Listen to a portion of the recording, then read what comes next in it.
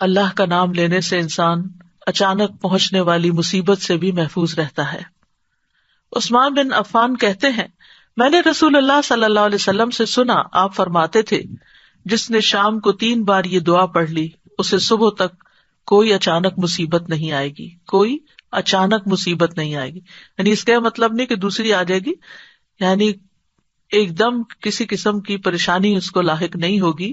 اور وہ دعا ہے، بسم اللہ الذی لا یضر مع اسمہ شیء فی الارض ولا فی السماء وہو السمیع العلیم۔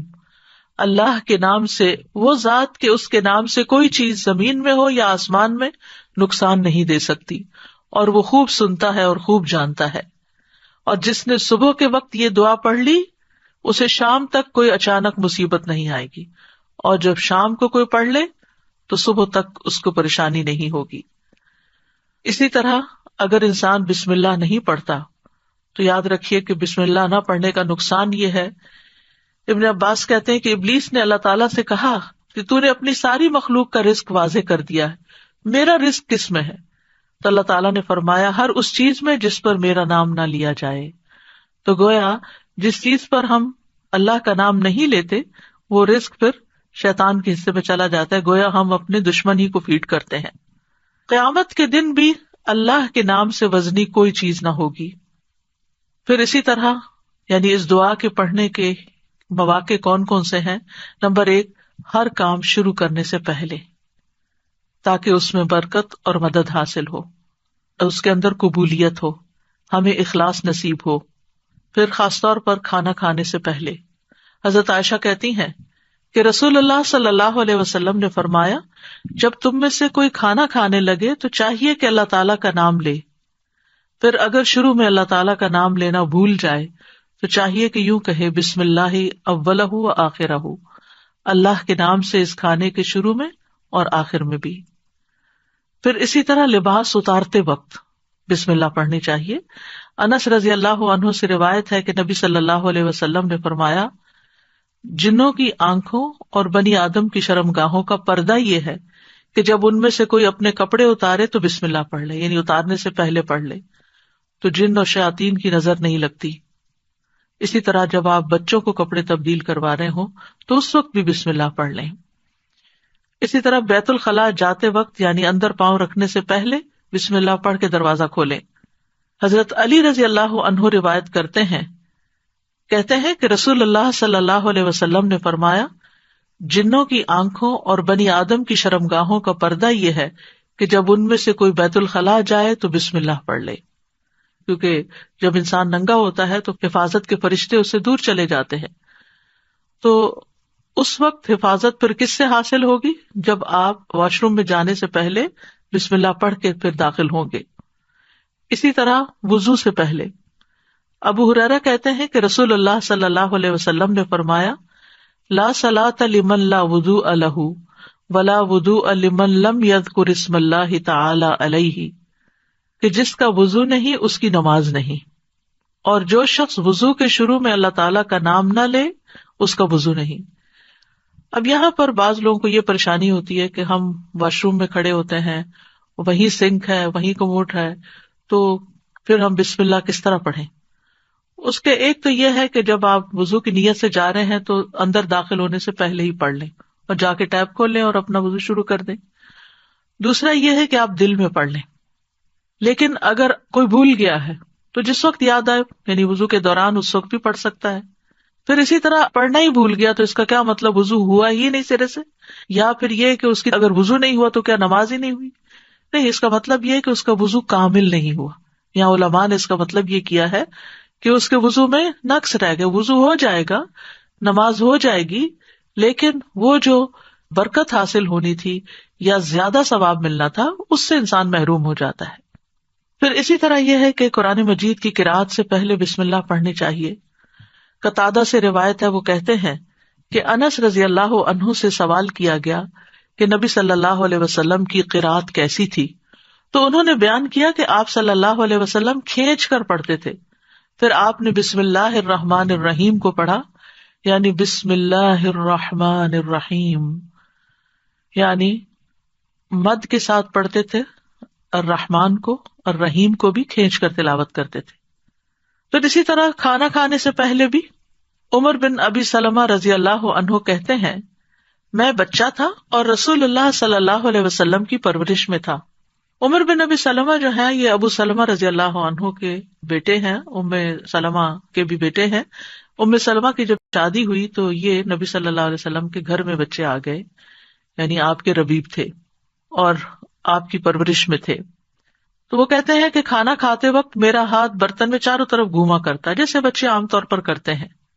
تو رسول اللہ صلی اللہ علیہ وسلم نے مجھ سے فرمایا، اے لڑکے بسم اللہ پڑھ لیا کرو اور دائیں ہاتھ سے کھایا کرو، اور برتن میں وہاں سے کھایا کرو جو جگہ تم سے نزدیک ہو، یعنی اپنے سامنے سے کھاؤ۔ وہ کہتے ہیں کہ چنانچہ اس کے بعد میں ہمیشہ اسی ہدایت کے مطابق کھاتا رہا۔ تو یہ ٹیبل مینرز ہیں، کھانا کھانے کے آداب ہیں، اور اس میں نہ صرف یہ کہ بڑوں کو اس کا اہتمام کرنا چاہیے بلکہ بچوں کو بھی سکھانا چاہیے۔ پھر اسی طرح گھر میں داخل ہوتے وقت بسم اللہ پڑھ کر داخل ہوں۔ جابر رضی اللہ عنہ سے روایت ہے، وہ کہتے ہیں کہ میں نے رسول اللہ صلی اللہ علیہ وسلم کو فرماتے ہوئے سنا، جب آدمی اپنے گھر میں داخل ہوتا ہے تو وہ داخل ہوتے وقت اور کھانا کھاتے وقت اللہ کا نام لیتا ہے تو شیطان کہتا ہے کہ آج تمہارے لیے اس گھر میں نہ رات گزارنے کی جگہ ہے اور نہ ہی رات کا کھانا ہے۔ اور اگر وہ داخل ہوا لیکن اپنے داخل ہوتے ہوئے اللہ کا نام نہ لیا تو کہتا ہے تم نے رات گزارنے کی جگہ پا لی، اور اگر اپنے کھانا کھانے کے وقت اللہ کا نام بھی نہ لے انسان تو شیطان کہتا ہے تم نے رات گزارنے کی جگہ اور رات کا کھانا پا لیا، یعنی ہماری چیزوں میں پھر اس کی شراکت ہو جاتی ہے۔ اب دیکھیں کہ بہت سارے مسائل اور بہت ساری بیماریاں عام ہو چکی ہیں جن کی بعض اوقات تشخیص بھی نہیں ہو پاتی، اور پھر ہم بعض اوقات یہ سمجھتے ہیں کہ شاید جادو ہو گیا ہے یا پھر یہ کوئی نظر لگ گئی ہے، لیکن اگر ہم ان آداب کا خیال رکھیں تو انشاءاللہ شیطان جو ہمارا دشمن ہے اس کے شر سے محفوظ رہیں گے۔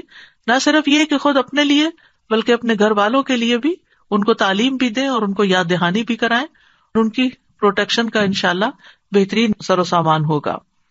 اسی طرح رات کو سونے سے پہلے بسم اللہ پڑھ کر بستر جھاڑنا چاہیے۔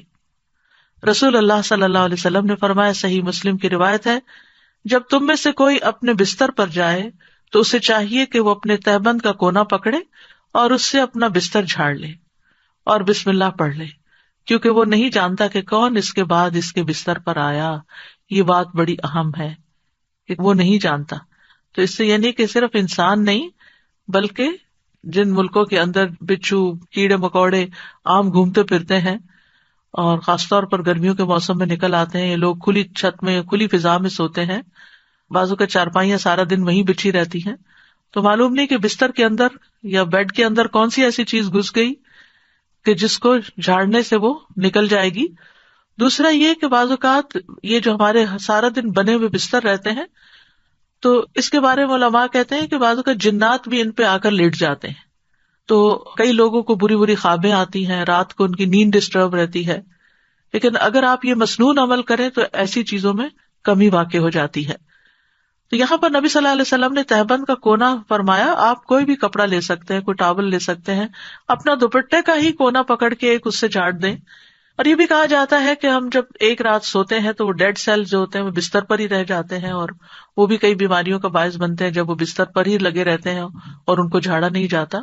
تو بہرحال گرد و غبار ہو یا ڈیڈ سیلز ہوں یا کیڑے مکوڑے ہوں یا کچھ بھی نہ ہو، تب بھی نبی صلی اللہ علیہ وسلم نے جو طریقہ سکھایا ہے اس پر عمل کرنا چاہیے۔ اسی طرح جب آپ صلی اللہ علیہ وسلم اپنے بستر پر تشریف لے جاتے تو فرماتے اللہم بسمک احیا و اموت، یعنی اس وقت بھی بسم اللہ پڑھتے، اے اللہ تیرے نام کے ساتھ میں زندہ ہوتا ہوں اور تیرے نام کے ساتھ میں مرتا ہوں۔ اسی طرح سوار ہوتے وقت بھی بسم اللہ پڑھنا چاہیے۔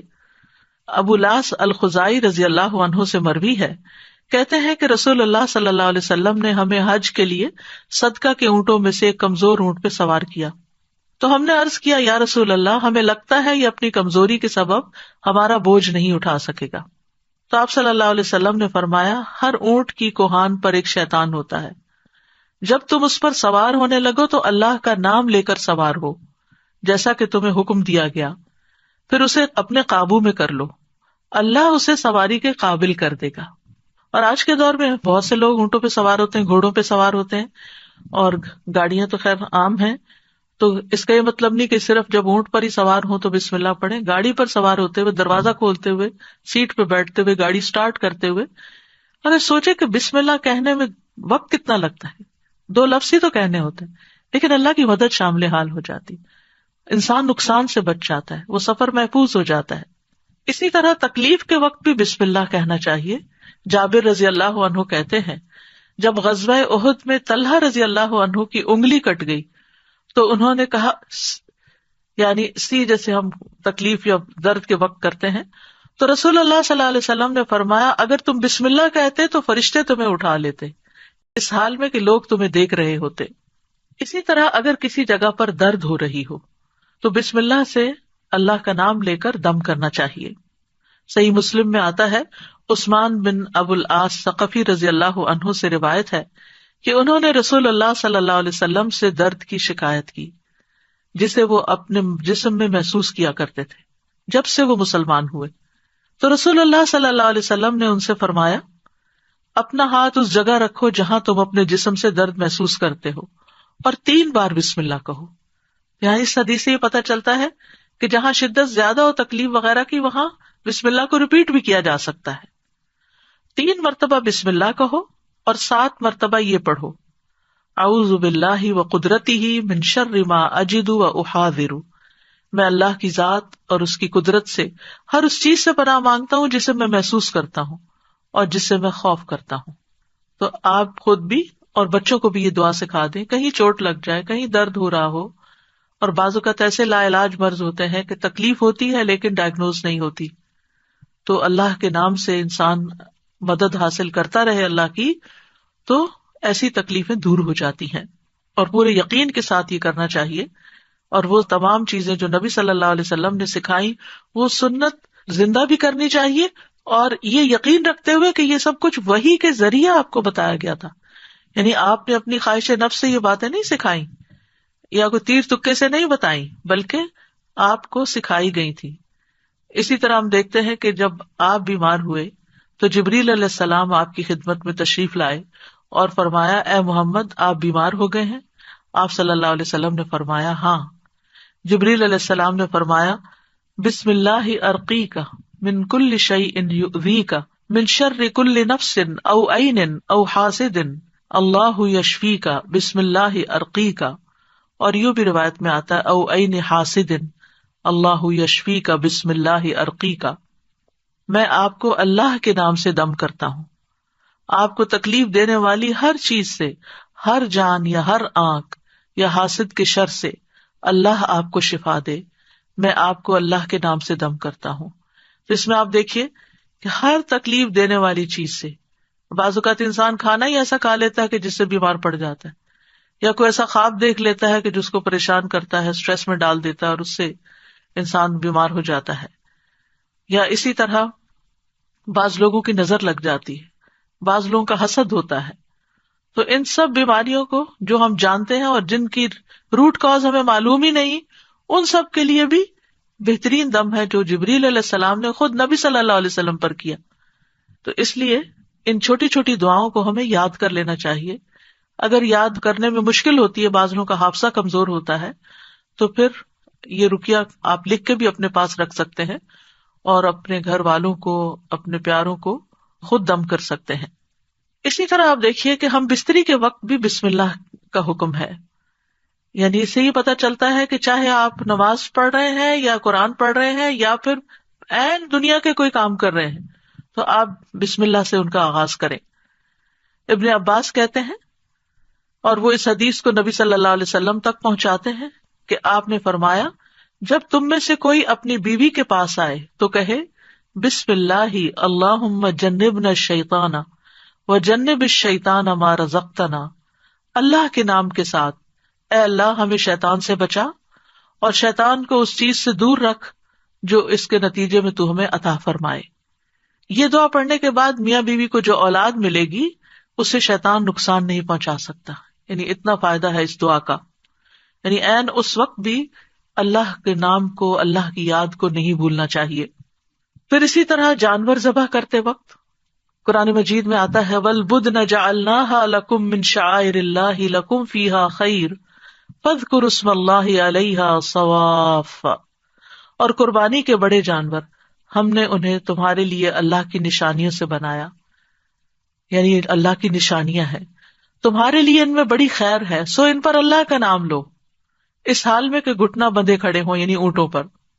اس کا مطلب نہیں کہ صرف اونٹوں پر، بلکہ آپ صلی اللہ علیہ وسلم نے ایک مرتبہ سینگوں والے مینڈوں کی قربانی دی تو آپ اپنے ہاتھ سے انہیں ذبح کر رہے تھے، اور حضرت انس کہتے ہیں کہ میں نے دیکھا آپ نے ان کے رخسار پر قدم رکھا ہوا تھا، آپ نے بسم اللہ پڑھی اور تکبیر کہی، بسم اللہ اللہ اکبر۔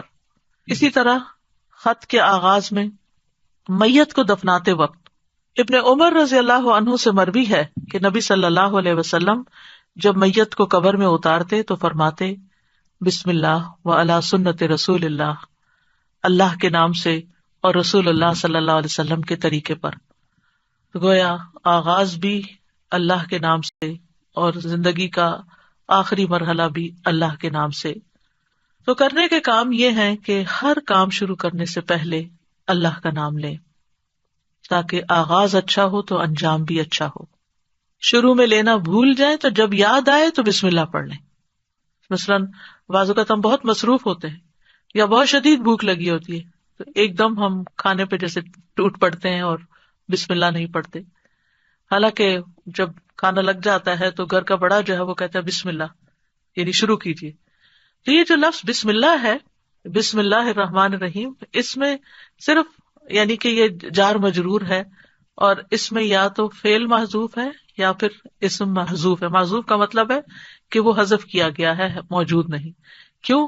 اس لیے کہ وہ انڈرسٹوڈ ہے کہ جب ہم کوئی کام کریں گے تو ہماری نیت میں وہ چیز ہوگی کہ اللہ کے نام سے میں پانی پیتا ہوں، اللہ کے نام سے میں کھانا کھاتا ہوں، اللہ کے نام سے میں سونے لگا ہوں، اللہ کے نام سے میں گھر سے نکلنے لگا ہوں۔